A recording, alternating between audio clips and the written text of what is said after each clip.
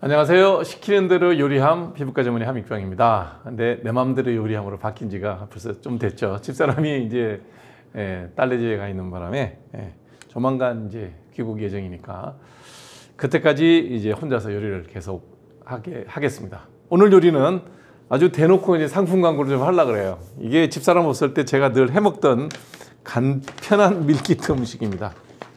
누룽지 죽입니다. 뭐 누룽지 죽이죠. 누룽지 끓여 먹는 건데 요게 흰쌀로 만든 누룽지.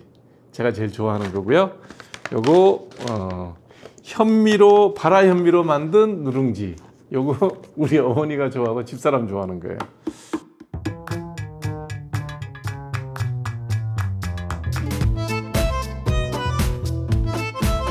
특징이 뭐냐면 그냥 저기가 아니고 황동판에다가 누룽지를 누려가지고 타지 않고 노릇노릇 잘 끓여져 있어요.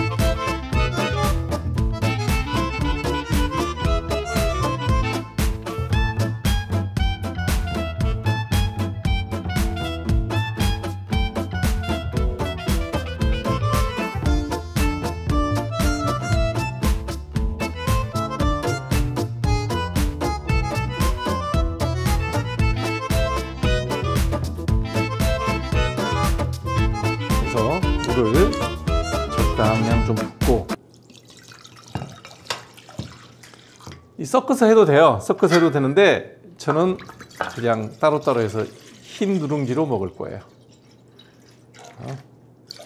그리고 저는 좀 물이 많이 들어간 걸 좋아하기 때문에 물을 충분히 넣고 흰 누룽지를 먼저 끓여 보겠습니다. 자, 황동판에 잘 누려진 노릇노릇한 흰쌀 누룽지입니다. 이렇게 추억의 맛이야. 3개. 그 다음에 남아있는 거 다.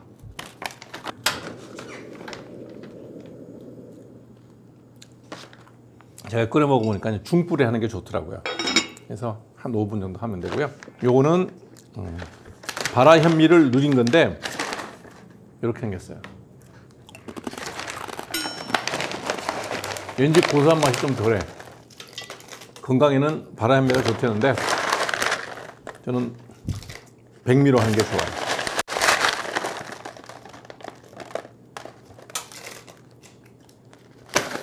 붓고 끓이면 여기 1인분 1.5인분 정도 돼요. 요거 납작한 건 2개 정도 넣으면 되더라고요. 그래서 뚜껑을 덮고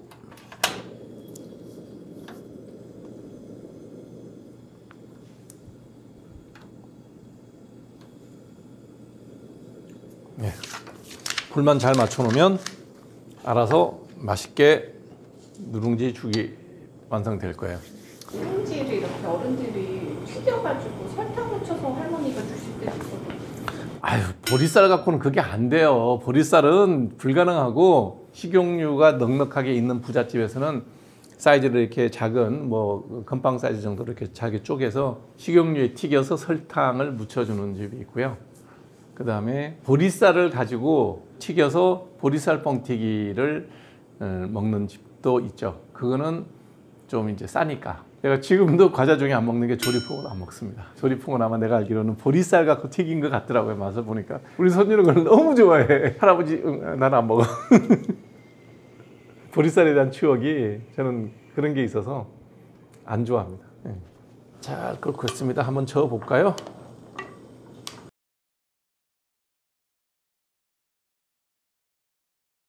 원장님 개인 기호상 푹 퍼진 걸 더 좋아하세요? 아니면 약간 씹히는 맛? 저는 절대로 씹히는 건 안 먹습니다. 죽은 술술술 넘어가야 죽입니다. 아주 그냥 푹 퍼지게 해서 먹습니다. 반찬은 그냥 아무리 그래도 혼자 살아도 반찬을 좀 해서 먹어야 되잖아요. 그래서 동치미, 그다음에 오징어 젓갈, 요거 장조림, 아침 한 끼 정도는 여기가 되더라고요. 그래서 동치미 먹을 때도 그냥 나박김치 자르듯이 저는 얇게 잘라서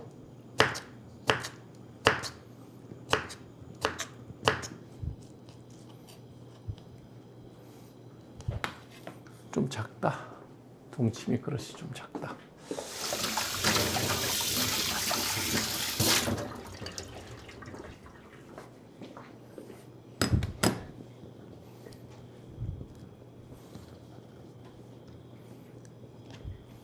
이게 짜지 않고 맛있더라고요.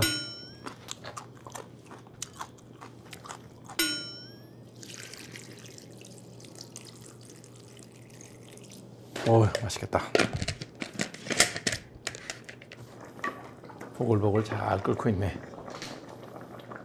오늘 오시는 게스트분하고 누룽지가 좀 잘 어울리는. 잘 어울리죠. 오늘 올 사람이 정말 꼭 누룽지가 필요하실 분이 오실 거예요. 에셋을 대학을 보내고 자기도 일도 하는 사람이야. 전문직으로 자기 일을 하고 에셋을 대학을 보내는데 전 국민이 가장 부러워하는 대학에 셋 다 넣었어. 그 막내가 대학을 들어갔거든요. 그래서 그동안에 얼마나 많은 고생을 했을지 속 얘기도 좀 듣고 자녀교육법에 대한 얘기 듣고 하는 그런 시간을 마련해 놨습니다. 자,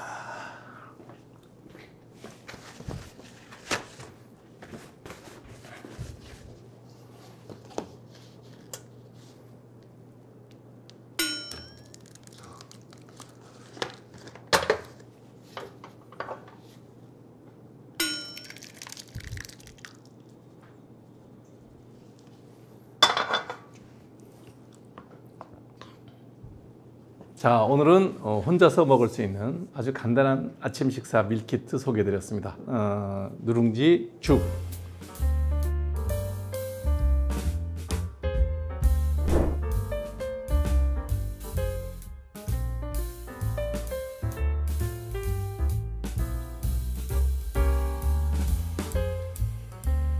자녀 교육에 대한 얘기를 팔방민 양소영 변호사 모시고 하겠습니다. 어서 오십시오. 네, 안녕하세요. 네.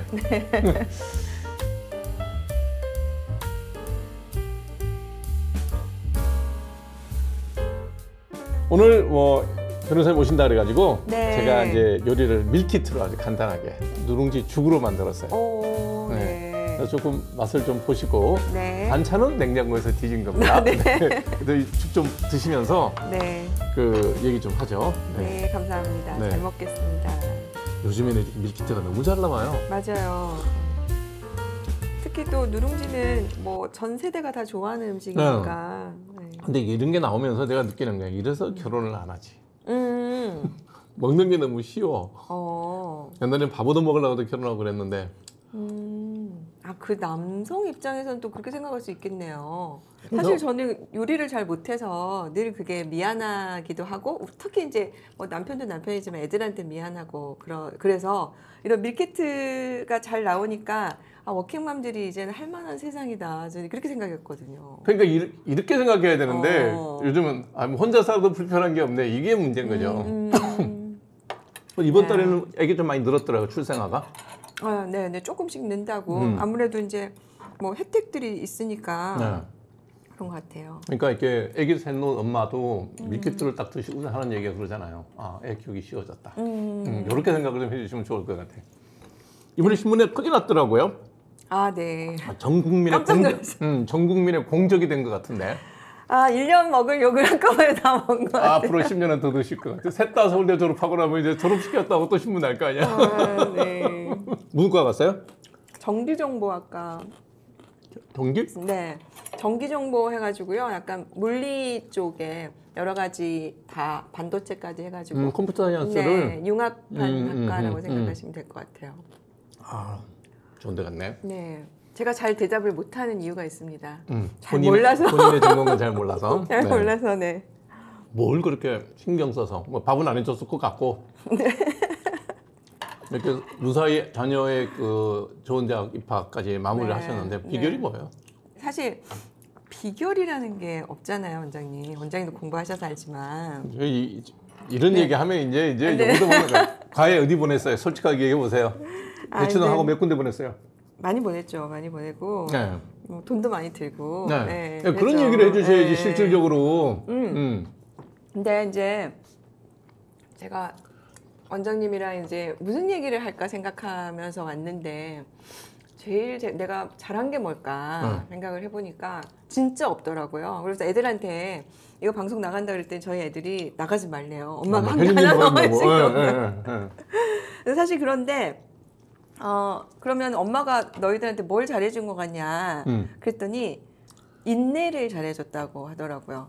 그러니까 제가 꼭 입 다물고 있는 거를 잘한 것 같아요.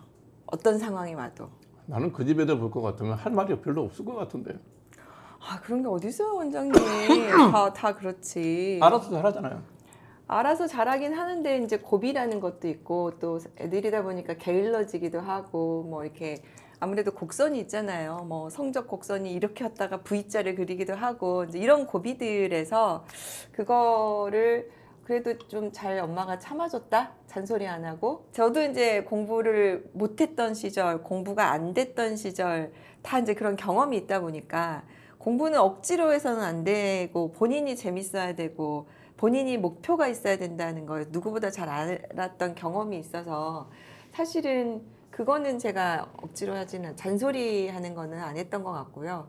약간 이제 넛지 전략, 넛지 아시잖아요. 그 뭐 이 남자 소변통에 팔이 하나 해놨더니 그림 그려놓으면 그림 그리잖아요. 그려놨다는 그것처럼 이제 그런 거는 좀 가능하면 좀 하려고 노력을 많이 했던 것 같습니다. 결국은 그러면 무서운 엄마보다는 지켜보는 엄마 쪽이 네. 더 가깝다고 봐야 되겠네요. 네네네. 지켜보다가 한 번씩 이제 회초리를 휘두르는 엄마, 뭐 약간 이런 느낌? 네. 네.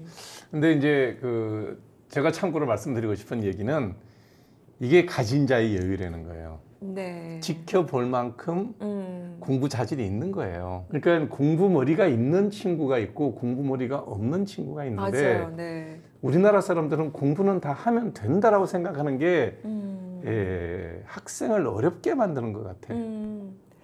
그러니까 이제 공부와 관련해서 이제 저도 생각을 해보면 원장님이랑 생각이 되게 비슷한데 우리나라의 학교 교육, 그러니까 뭐 세계의 모든 학교 교육이겠죠. 학교 교육은 근대화 산업화 시대에 기계를 잘 가지고 일할 수 있는 인력을 길러내는 교육이다. 그렇죠. 예, 그러니까는 뭔가 제대로 뭐 이렇게 영재 교육이나 뭐 사회에 뛰어난 사람을 기르는 게 아니고 기본 베이스를 하는 교육에 불과하다.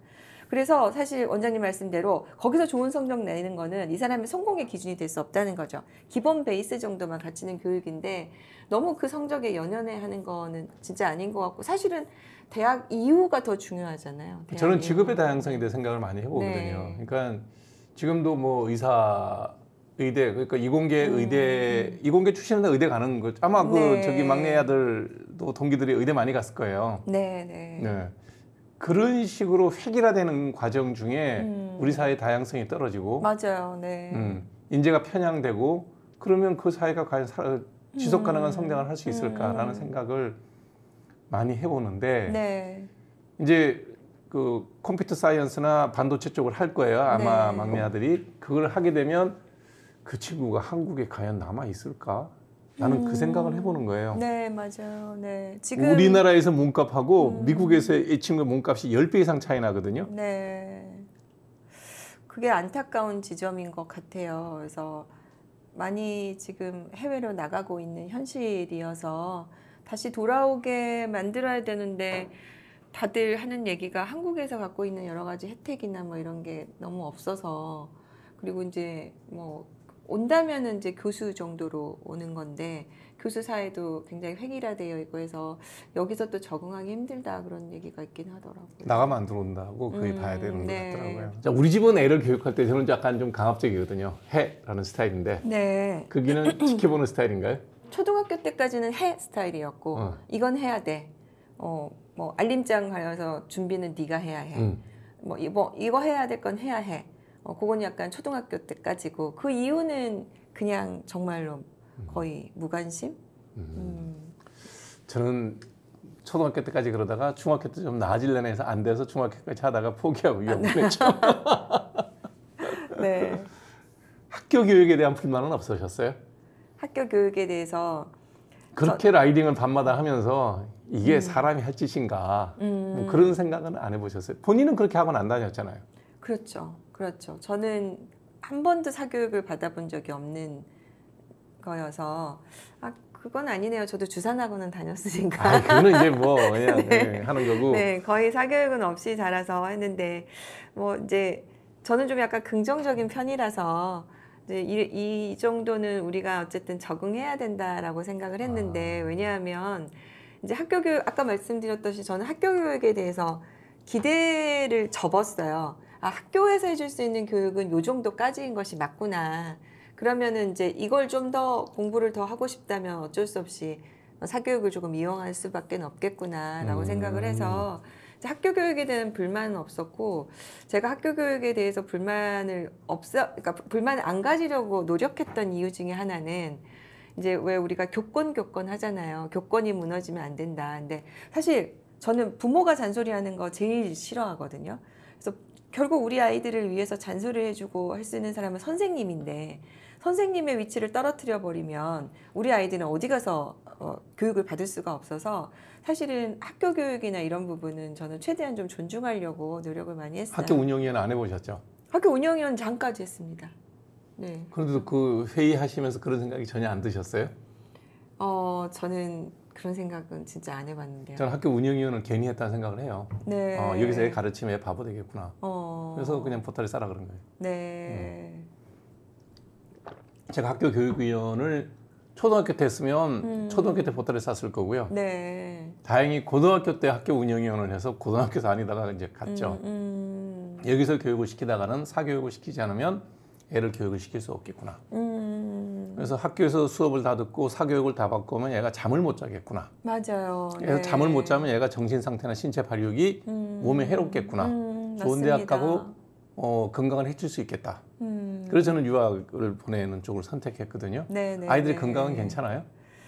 사실은 이제 그 부분도 부모로서 고민되는 게 저도 이제 공부를 해보지만 하루에 8시간 이상 집중한다는 거는 삶이 어렵잖아요. 어렵다고 표현했지만 정확하게 하면 불가능합니다. 불가능하잖아요. 그러니까 원장님 말씀하신 것처럼 학교 시간이 있는데 거기에 사교육까지 더하면 시간이 8시간 넘어가기 마련이거든요.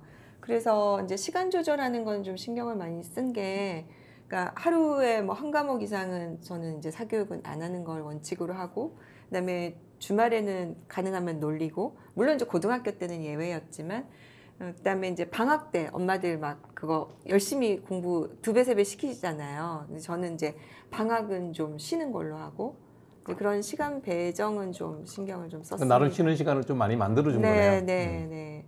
그대로 정말 원장님 말씀하신 대로 하면은 애들 건강 나빠지고 애들 정말 집중은 못하면서 힘만 들고 그럴 상황이 될 수가 있죠. 제가 병원 앞에 옆에가 제가 대충 입구에 있어요. 네. 그래서 어떨 때 좀 거기서 약속 있고 오면 10시쯤 되면 제 식당이 문을 닫으니까 딱 나오면 불야성이에요. 그죠. 그래서 내가 저 그 병원 앞에 많이 지나다녔어요. 이 시간까지 저렇게 공부를 하면 제가 정말 공부는 잘할까? 이 생각이 자꾸 드는 거예요. 그럼요. 자야 될 시간인데 네. 잠을 자야 내일 또 공부를 할 텐데 지금 10시, 10시 반 저 빠지는데 시간 많이 걸려요. 대치사거리가. 네. 저 빠지나 집에 가면 11시야. 씻고 나면 과일 한 쪽이라도 먹어야 될 거고 그럼 12시나 돼야 겨우 잘 텐데 네. 그것도 뭐 숙제가 밀리면 1시는 넘어가야 되거든요. 저 공부를 해서 시험은 잘 볼까? 아는 것도 못 쓸 것 같아. 잠을 못 자서. 모르겠어요. 제 생각이었었어요. 그래서 참 이 과정을 다 뚫고 애들이 좋은 대학을 간다? 어려운 일이다. 그걸 셋을 다 보냈다? 대단하세요. 그래서 저희 애들이 이제 집에 오시는 분들이 이제 하시는 얘기가 그 집 애들은 정말 신기하다. 가면 맨날 잠만 자고 있다. 잘 자는 거예요, 그러니까. 네, 이게. 그래서 잠을 잘 잔 거가 제가 굉장히 잠을 잘 자거든요. 네. 유전적으로 그 부분은 잘 등만기 되면 자고 목만 고정되면 자는 사람이 있어요. 네, 그런 거를 좀 잘 물려준 거는 있다 생각을 해요. 근데 그래도 이제 새 아이 잘 키워서 뭐 큰 사고 없이 네. 그런 것만 해도 큰 축복이고 그래도 또 우리 엄마들이 제일 부러워하는 네. 세 명을 다 서울대학을 보냈는데. 그래도 또 이 방송 보는 우리 구독자님들한테 네. 자녀든 손주든 교육에 대한 자녀 네. 교육에 대한 조언 마지막으로. 조언. 부모는 아이들이란 물고기가 자랄 수 있는 어항이 돼야 되는데 이 어항이 튼튼하거나 너무 좁거나 물이 없으면 물고기가 헤엄칠 수가 없잖아요. 그렇죠. 내 아이가 큰 물고기가 되기를 원하면 내가 어항이 커져야 되는 거거든요. 그렇죠. 네, 그래서 부모님의 이 어항의 튼튼함과 크기가 아이들의 성장을 결정한다 저는 생각하고 부모가 먼저 좋은 어항이 되도록 노력해야 된다. 그리고 불안하면 안 된다. 아이를 불안하게 바라보고 어항이 흔들려 버리면 애가 잘할 수가 없는 그 거라서. 의항 참 좋은 비유다. 네. 근데 그 의항이 꼭 뭐 고급 유리가 아니라도 그냥 큰 다라이라도 괜찮은 큰 거죠. 나라 그럼요. 안 깨지면 그럼요. 되니까. 네. 네. 안 깨지고 애들가 안전하게 헤엄칠 수 있고 그다음에 크기는 더 크면 애가 더 헤엄칠 수 있고. 그러니까 뻘건 다라이 그거라도 네. 괜찮은 거 아니에요, 그죠? 그럼요. 네, 크게 갖다 놓고 네. 흔들리지만 안 네. 하면 되는 거네. 제가 네. 이거를 우리 큰애 중학교 때 입학을 하고 부모 교육에서 들은 비유예요. 아, 근데 저는 거기서 정말 이거 너무 맞는 비유다. 그래서 이걸 많이 설명을 드려요. 자 오늘 양성인 변호사님 모시고 우리나라의 그 가장 어려운 대학을 보내는 비법 특별한 건 없네요, 사실은. 네. 네. 큰 의왕이 되는 부모가 되자. 네. 양성인 변호사와 함께했습니다. 감사합니다. 감사합니다.